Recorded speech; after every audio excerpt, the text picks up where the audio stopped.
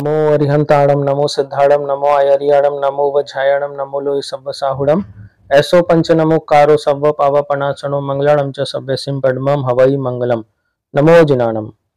बोलिए महावीर स्वामी भगवान की जय। जैन धर्म के 24वें तीर्थंकर श्रमण भगवान महावीर स्वामी का कुल आयुष्य 72 वर्ष का था। इस 72 वर्ष की आयुष्य काल में भगवान महावीर स्वामी ने 30 वर्ष की अवस्था में संसार का परित्याग करके जैनेश्वरी दीक्षा अंगीकार की, निर्ग्रंथ दीक्षा अंगीकार की। लगभग 12.5 वर्षों तक उन्होंने कठोर आत्म साधना की। तत्पश्चात उन्हें 42 वर्ष की आयु में केवल ज्ञान की प्राप्ति हुई। इसके बाद उन्होंने 30 वर्षों तक निर्ग्रंथ धर्म का, आत्म धर्म का प्रचार प्रसार किया। जब भगवान महावीर स्वामी का आयुष्य पूर्ण होने वाला था, यानी जब भगवान महावीर अपने जीवन काल के 72वें वर्ष में उन्होंने प्रवेश किया, तब भगवान महावीर स्वामी ने अपना अंतिम वर्षावास पावापुरी नगरी में किया। उस समय पावापुरी नगरी के राजा हस्तिपाल थे। तो भगवान महावीर स्वामी ने पावापुरी नगरी में हस्तिपाल राजा की रज्जुशाला में अपना अंतिम चातुर्मास किया था। एक बार वहां पर धर्म सभा लगी हुई थी, तो वहां पुण्यपाल नाम के राजा उपस्थित थे।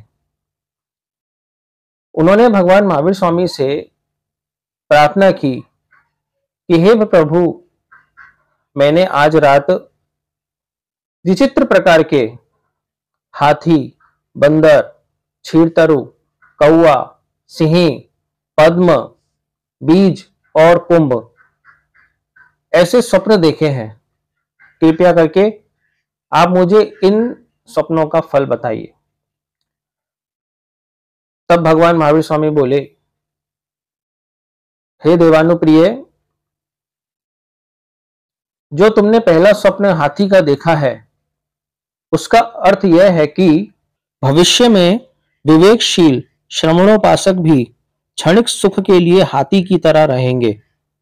वह कष्ट की घड़ी में संयम ग्रहण करने के लिए विचार नहीं करेंगे। द्वितीय स्वप्न तुमने बंदर का देखा, जिसका अर्थ यह है कि भविष्य में बड़े आचार्य भी बंदर की तरह चंचल वृत्ति वाले, अल्प पराक्रमी, व्रत पालन में प्रमादी होंगे।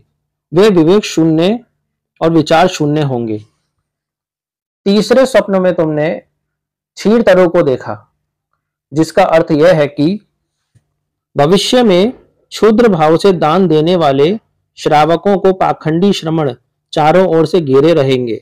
वह आचारनिष्ठ श्रमणों को शिथिलाचारी और शिथिलाचारी को आचारनिष्ठ समझेंगे। पाखंडी श्रमणों की गिनती बढ़ेगी। चतुर्थ स्वप्न में तुमने कौवे को देखा, जिसका अर्थ यह है कि भविष्य में साधु कौवा वृत्ति अंगीकार करेंगे।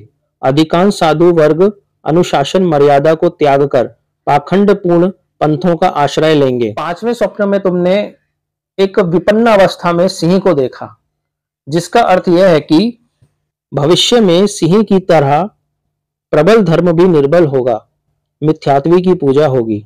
छठे स्वप्न में तुमने पद्म यानी कमल को देखा, जिसका अर्थ यह है कि भविष्य के समय में प्रबल प्रभाव से प्रभावित होकर कुलीन व्यक्ति भी बुरी संगति में पड़कर धर्म मार्ग से विमुख होकर पापाचार का सेवन करेंगे। सातवें स्वप्न में तुमने बीज को देखा, जिसका अर्थ है कि जिस प्रकार एक अविवेकी किसान बढ़िया बीज को तो निकम्मी भूमि में बोता है और सड़े गले बीज को उपजाऊ भूमि में बोता है, इसी तरह श्रमणोपासक भी विवेक विस्मृत होकर सुपात्र को छोड़कर कुपात्र को दान देंगे।